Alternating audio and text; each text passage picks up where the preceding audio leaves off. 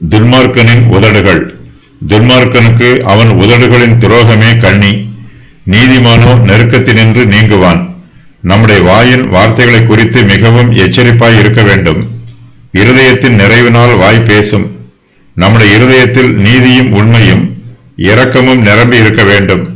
நம்மிடத்தில் பிறருக்கு துரோகம் பண்ணும் சிந்தை இருக்கக்கூடாது.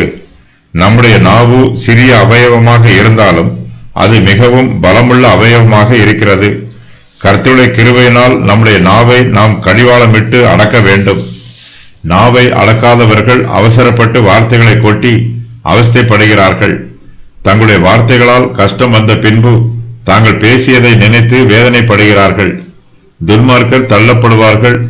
கீழே விழும்படி அவர்கள் நாவுகளே அவர்களை கெடுக்கும் என்று தாவீது சொல்லுகிறார். நீதிமான்களின் வார்த்தைகள் சுத்தமாயிருக்கும். நீதிமான் ஞான வார்த்தைகளை பேசுவான். அவனுடைய வார்த்தைகளினால் அநேகருக்கு பிரயோஜனம் உண்டாகும். அவனுக்கும் ஆசீர்வாதம் உண்டாகும்.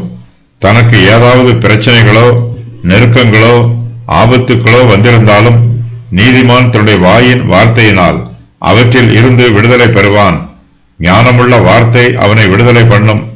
துன்மார்க்கனுடைய உதடுகளோ துரோக பேச்சுக்களை பேசும். அதுவே அவர்களுக்கு கண்ணியாக இருக்கும். அந்த கண்ணியிலே துன்மார்க்கர் சிக்கி விழுந்து விடுவார்கள்.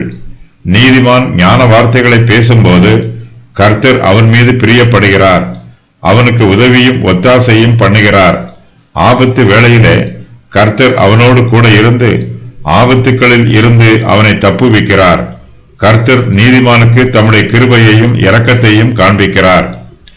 தங்கள் உதடுகளினால் தங்களுக்கே கண்ணியாய் இருந்தவர்கள் கோராகு, அமலேக்கியர், அதோனியா, தானியேலின் மேல் குற்றம் சாட்டியவர்கள் யூதர்.